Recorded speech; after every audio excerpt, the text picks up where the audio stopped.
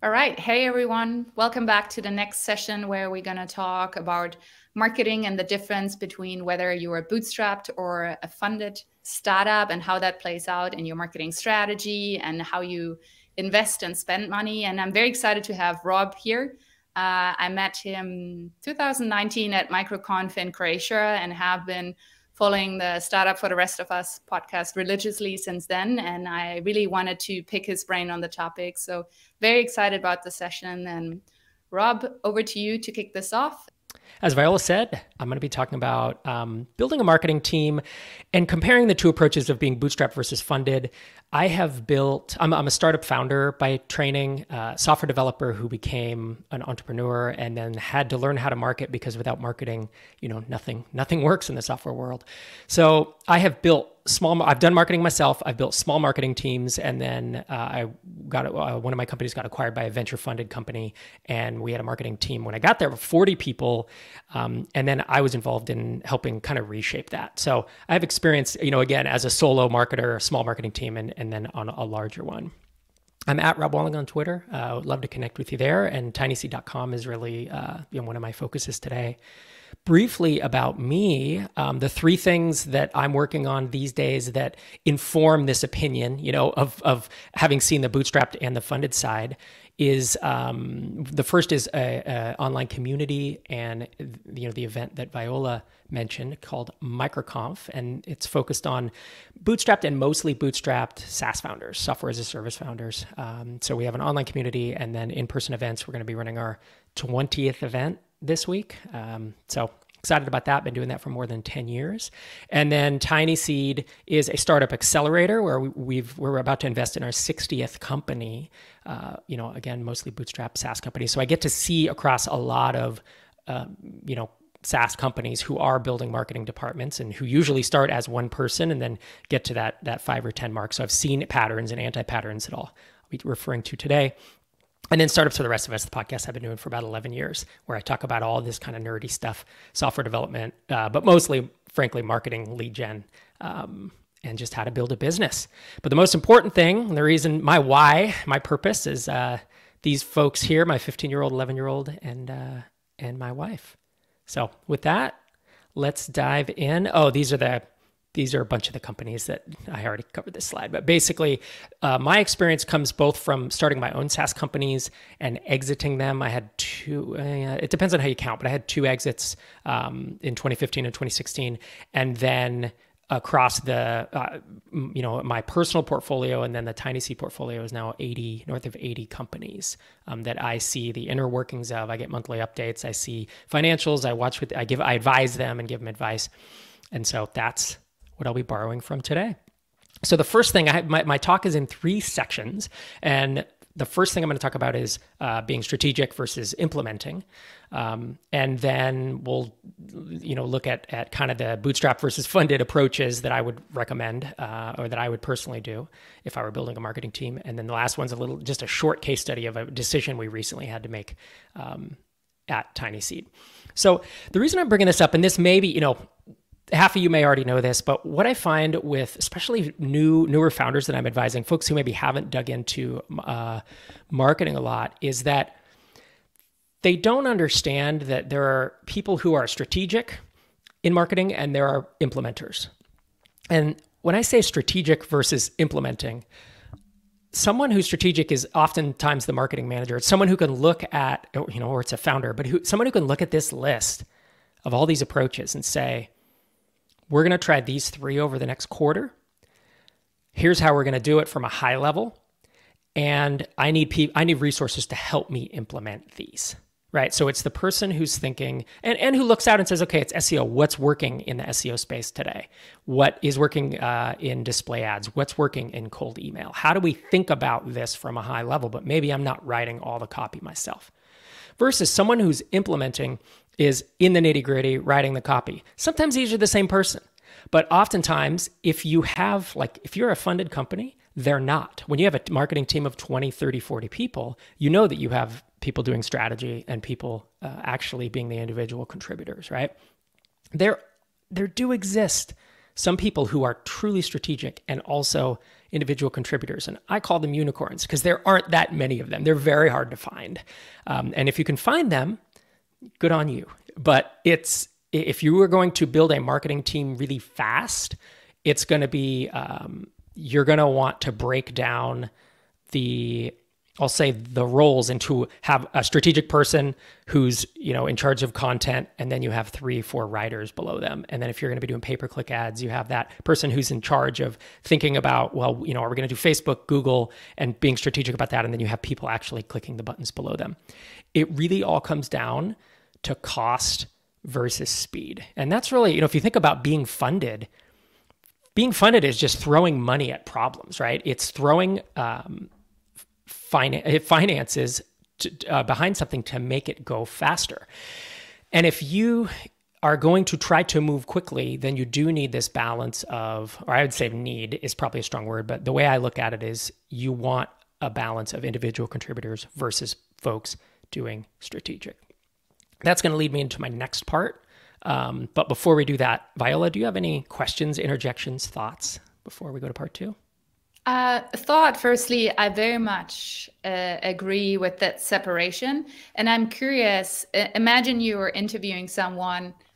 What are the questions or frameworks that you ask them to see, are they an implementer or are they a strategist? Mm-hmm. How do you make sure you know what you're getting when you're speaking with someone that you're considering?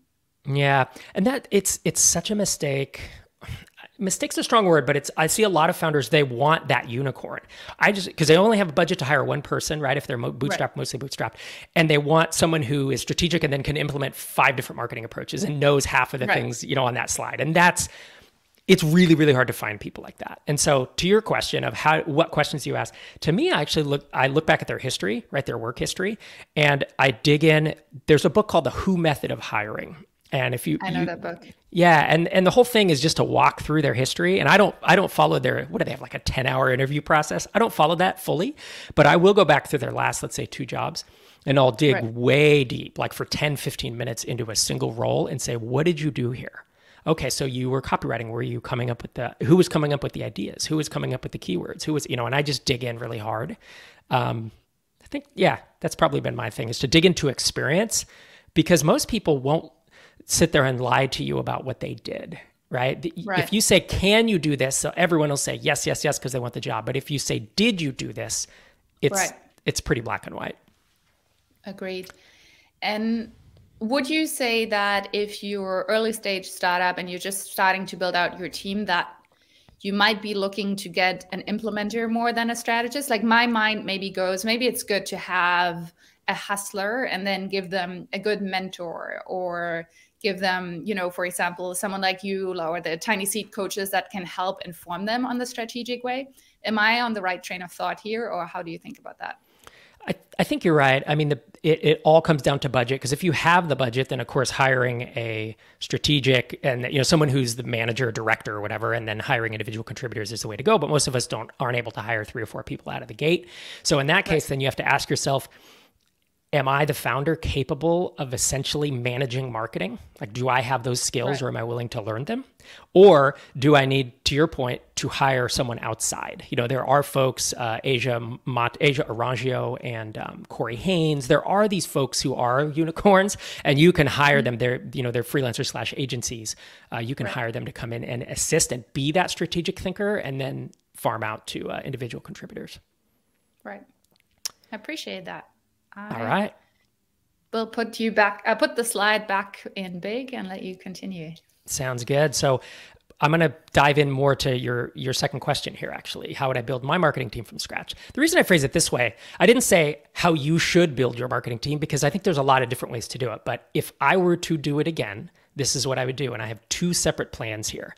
I have the infinity budget plan, which I jokingly, refer to as someone who's maybe has $1 million, $2 million in funding, you have or more, and you have a lot of money, and you can really call your shots. And then the next one is the bootstrapper plan, which is, if you're in the venture capital world, people will say, oh, they're pretty much bootstrapped. They only raised $750,000. And to me, as a true bootstrapper, it was always shocking to me. But the infinity budget plan, in order of how I would do it, is exactly what we've said.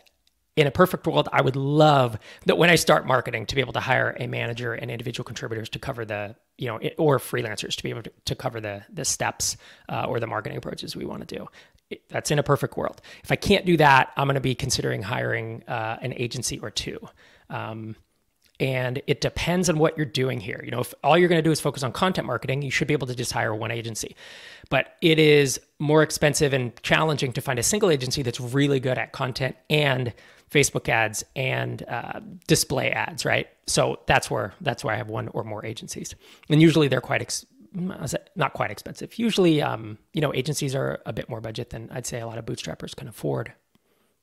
The other plan is, if I was bootstrapped and again, didn't have a ton of funding, can't hire 4 or 5 people, in a perfect world, I would hire and manage the individual contractors and freelancers. To your question earlier of, what do you do if you don't have the budget? I become that strategic. I have to be that unless I can hire someone to help me. But I have to then manage marketing and realizing that it's cost versus speed. My cost will be lower because I'm the strategic or the manager. But my speed will be slower because I'm the founder and I'm doing 8 other things. And so it's not going to have the focus that I might want.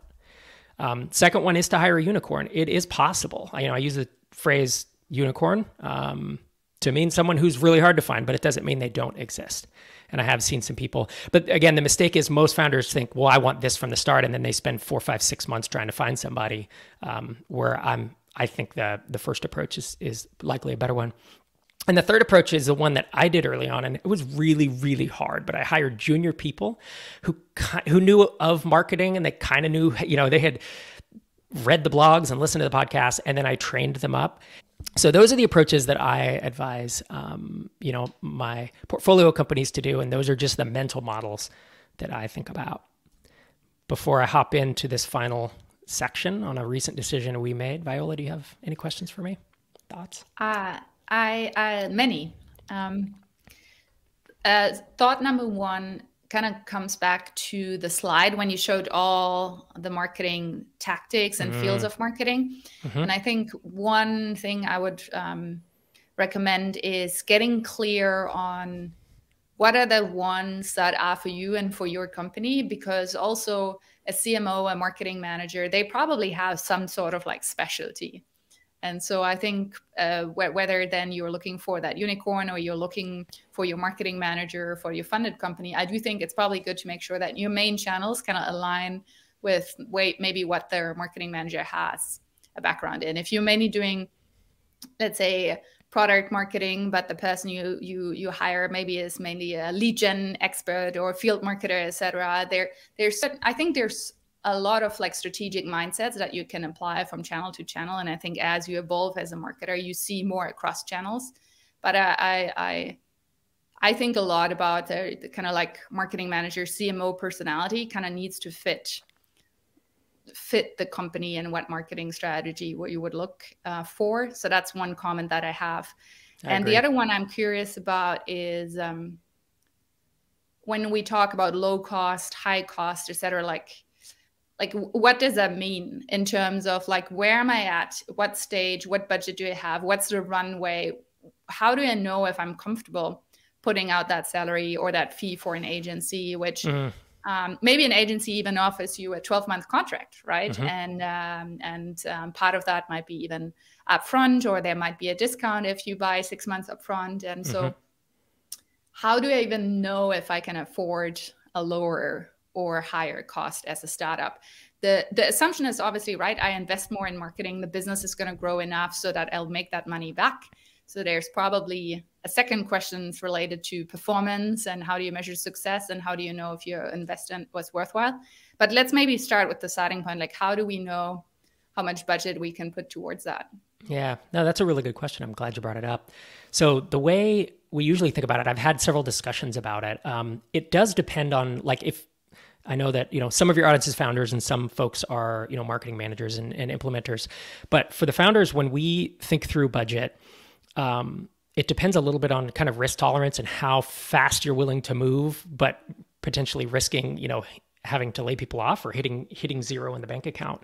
But really the range that I've seen is between 4 months of burn in the bank up to about 12 months of burn. And burn is just how much money you're losing each month. So if you're truly bootstrapping, you can't have burn, right? Because you don't have money in the bank. But if you've raised 250 grand or 500 grand and you're only burning $5,000 a month, you have 100 months of burn in the bank. That means you're really not spending enough. If you have 18 months of burn in the bank, that's when people are being way too conservative. And that's when, okay, let's start thinking what 1 or 2 hires could we make, depending on how much money's in the bank. So usually, 4 to 12, 6 to 12 months is the comfort range. I think when people get close to 12, it's time to start thinking about how do we bring in more resources. Because you can always spend money to grow the company, whether it's, like you said, hiring an agency, hiring a full-time person, even just, upping your pay-per-click ad budgets. There's always ways to do that to accelerate your growth, assuming that's the goal. Yeah, I think very much. And I think this is where the totally different mindset comes from. And I know that from my experience in the agency world is that we started saying like, okay, we work with companies that are maybe around Series A or so, because obviously I'm also in SEO, which is a long-term game. And so if someone comes to me, it's their first year, they're very bootstrapped, they're tiny. I usually tell them like, I don't think your money is spent best with us because it's going to take a long time for SEO to work. And we're going to be probably the biggest expense on your bill. And this is going to make you unhappy. And so I think that is a very fair consideration. And maybe this is, you're going to talk about this in the case study and then feel free to jump in it. Like, especially that thought between in-house and outsourcing, and then how do you choose your freelancers and agencies? I'd be curious to know. And maybe that's exactly what you're going to show now. If not, I'd be curious on your thoughts. Yeah, that's what I'm going to dive into. Yep. Let's do it. Just this process. So this is, case study. It's like 3 slides of a thought process. But in essence, so at Tiny Seed, again, it's a startup accelerator for SaaS founders. We have found that creating top-end thought leadership type content. You could call it content marketing, but we spent like a month building one of these, and it's 6,000 words. So it's like really intense, 10x type content, if you've heard of Rand Fishkin's phrase. And this was one of the pieces that we put together, and it just got a ton of traction. And so we realized, and we've looked around at other channels, like we looked at SEO for us, and it just, how many people search for startup accelerator or SaaS accelerator? And frankly, A, the traffic is almost non-existent, and B, cold traffic to an accelerator, it's not like someone applies. There has to be this trust built up. And so content serves both of those purposes for us. And so we decided, we want to double down on this, right? And the fact the Tiny Seed team is only 3 of us, there's 2 founders and then a program director, and we're running the business day to day. And we only put out, I believe, 2, maybe 3 pieces of content of this quality in a year because we are so busy with other stuff. So I said, all right, we have enough budget. To our conversation earlier, we had, 12 plus months of burn in the bank. And so I said, we have enough budget for 1 full-time person. And depending on where you live, that may, that number may be different, but I won't give our exact budget, but let's say that was $100,000, right? And in the US, that's about what it takes to hire someone full-time, because there'd be an $80,000 salary, and then there's healthcare, and there's taxes, and there's this and that. Or if it's a $100,000 salary, winds up being 120. So let's say you have about 100 grand.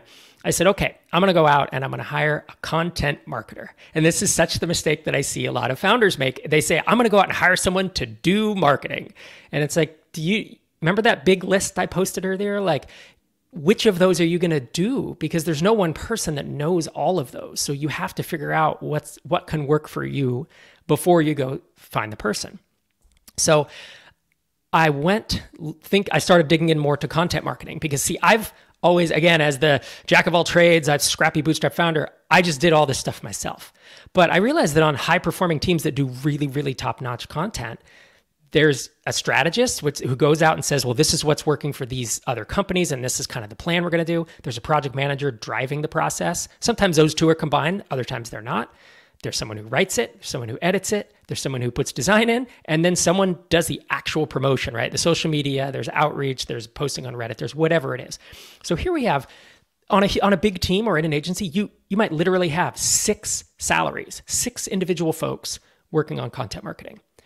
Or maybe even if you combine a few of these, you don't get a high performing team with less than, let's say, 3 people doing this, because we all of us have our pros and cons, right? All of us have our weaknesses and strengths. And so I realized that hiring one individual to try to do this was looking for a unicorn, and that it wasn't going to be my best use. And so the options we did consider were the two, for a funded company. We aren't like incredibly funded, but we do have some budget. So I said, okay, I could either manage it myself, I could hire a manager and try to hire freelancers, or I could hire, one or more agencies. And I realized that in this case, to hire an agency and pay them that single salary could get me all the roles that I needed. So I started noodling on this, and a big decision was, well, do we want it in-house or do we want to hire an external agency, right? And the thing that came down for me was a friend asked me, a friend advisor said, with Tiny Seed, you're an accelerator, you help startup founders grow, you invest in them, you raised a venture fund. Is creating that content a core competency of your business that has to be in-house, that you have to control and direct? And I said, no, I really want the end result. I want us to put out really amazing thought leadership type content, but I don't need to manage that individual, right? I don't need to own that process as long as the output is XYZ versus something like, let's say, a community manager, right? Where we actually need someone in-house. So that was the tipping point for me where I said, I'm going to at least look at agencies. I've never really had the budget to hire a full service agency. So I went to two places. One is Microconf Connect, which is about 2,500. I know it says 1,500, but the copy's old. It was about 2,500 founders and aspiring founders. And I just asked for recommendation. Who knows some really great like top end content marketing, B2B content marketing? And then I also posted in the Tiny Seed Slack itself, which is a private one for our founders and investors. It's a couple hundred people. And I got like 8 recommendations. There are only so many that are really good and have great reputations. There are not hundreds. There's half a dozen or a dozen, who really in the English speaking world focus on, let's say, B2B kind of SaaS type stuff or B2B content marketing. And so I went down the rabbit hole and I narrowed it down to 3. The 3 were Siege Media, who does amazing SEO focused content. And when I talked to the founder, he actually is a mentor with Tiny Seed. He advises our founders. I talked to him. I'm a huge fan of his stuff. Yeah. Ross is awesome. And he's given me a ton of great advice. And he basically said, look, we are really good at all this stuff and we focus more on SEO driven content. And that's not what we necessarily needed at the time, right? We wanted to go more thought leadership, which is animals and foundation. And we, in essence, these are not cheap. And as a bootstrapper, I could not have afforded them, but we did go through the whole process and wound up going with foundation. I think all of these companies are amazing, as well as Viola, of course, your company as well. But it wouldn't fit the need of Tiny Seed because again, SEO isn't the focus here. It truly is that the content and the building the kind of the brand around who we are.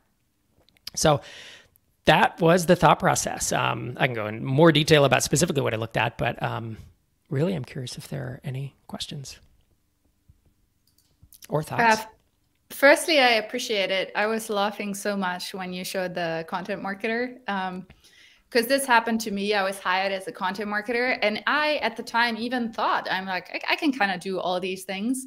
And then as I was in the role, it became so clear to me that I'm really so far have been the strategist, project manager. And over the last year, I spent a lot of time improving my content writing, et cetera. So maybe now I'm kind of good at this. But then when you make me do graphics, you're going to cry because it's just like everything design, it just does not work. I just don't have an eye for it. It's very hard for me. And so I had to laugh a lot when you put that position of the content marketer up, because I know from personal experience that it's very hard to meet these 6 different qualities and SEOs, in one person.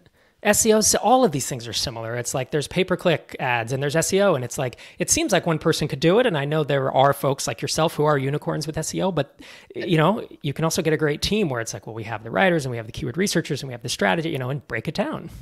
Yeah, and we've for example, even our team, we've broken down into like 2 people who are more technical, 2 people who are more like, let's say, like content marketer, SEOs, etc. And so I totally see that. I'm kind of curious still, like, what would have been an activity? You said the community manager, I assume, maybe something like partnership manager, influencer marketer, these would be roles that maybe you would have brought in-house because you feel they're so close to your network and your relationships. And Tiny Seed lives off your network and your relationships and the people that you pull in, I assume. Yeah. Where do you stand on this idea of like brand marketing, etc.? Is that someone that you would have considered as an in-house position? And also, I think in the startup world, a brand is such like an underappreciated part of marketing, because it seems like you always need this huge budget. It's these big company doing it. It can't be measured. It's kind of blah, blah, blah. But I do think, especially in software where now all the categories are so full, there's so many tools, et cetera, it's becoming increasingly important. So I'm curious, what are your thoughts on that marketing role, and also when that actually comes to play for a startup? Yeah, I mean, specifically with brand, that is something I would expect folks working at agencies who are thinking about brand all the time to be better.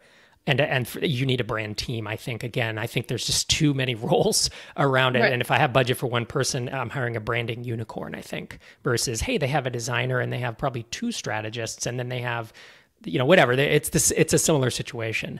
I think we think a lot about brand with Tiny Seed and MicroConf, because that's, brand is what people say about you when you're not in the room, right? Brand is your reputation. It's a bunch of other things, but that's all we have. I mean, anyone else can start a company, a conference, and anyone can start an accelerator, but brand is what we have. It's reputation, right? And we have 11 years of history and 20 events. So we think about it a lot. And even then, I wouldn't consider it an in-house hire for us. I would hire an outside agency much, because what is the end result? I want an end result that is like really impressive and fits what we want and does a job. What's the job to be done of the brand, right? And I think that an outside agency could do that, versus, let's say we're a SaaS product, hiring my support people, I want them in-house, because it's an experience I want to control, right? And hiring engineers, because it's my core of my company is this software product, right? I want to own that. So that's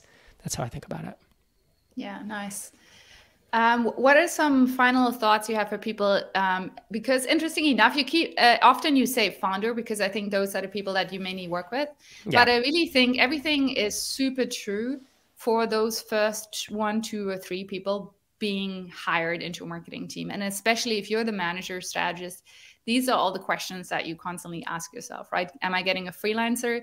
Am I getting someone full-time, part-time? Yep. Am I getting someone in the US? Am I getting someone remote and abroad that is maybe equally experienced but more affordable? And so I think everything that you explained equally applies to every manager building a marketing team. So I'm curious, do you have any final words of wisdom that you want to wrap this up with?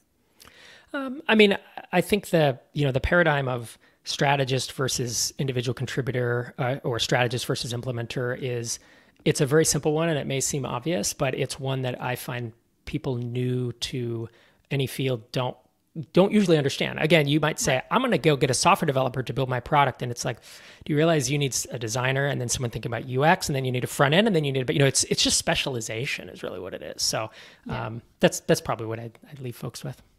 Perfect. And then the other thing that makes me giggle, we've been talking about the unicorn a lot, and I think we both know a unicorn, which is Hannah, who's also speaking at this conference, who came in as a content creator and then came to lead and build the entire Thrive Themes marketing department. And so they do exist. That is maybe the good news if you're looking for it. But I think in general, I very much agree with that notion that these are 2 very different things, and that it's very hard to do it all and be good at it all. I agree. Thank you for coming on today and speaking with us. As I said, for everyone watching, I do want to keep the conversation going. So I'll be around the chat to talk with you, answer your questions, see how you build your team, what you're thinking about, how you're budgeting and prioritizing. And so looking forward to speaking in the comments.